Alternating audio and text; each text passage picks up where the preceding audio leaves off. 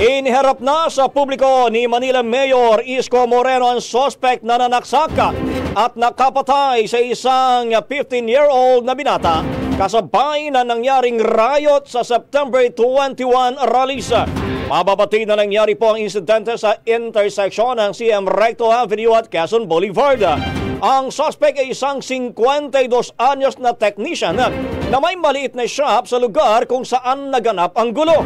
Ayon sa pulisya, nais protektahan ng suspect ang kanyang negosyo nang umunoy nagtangkang manggulo at manira ang grupo ng mga minor de edad sa mga establishmento. Armado ng case knife, kinumpronta umano nito ang mga nag-riot na nauwi sa pananaksak sa grade 10 student na taga-Taguig. Voluntaryo naman na agad sumuko ang suspect sa Barbosa Police Station sa Quiapo, Manila. Sa kanyang press conference, sinabi ni Moreno na ikinalulungkot nilang may isa na namang buhay ang nawala.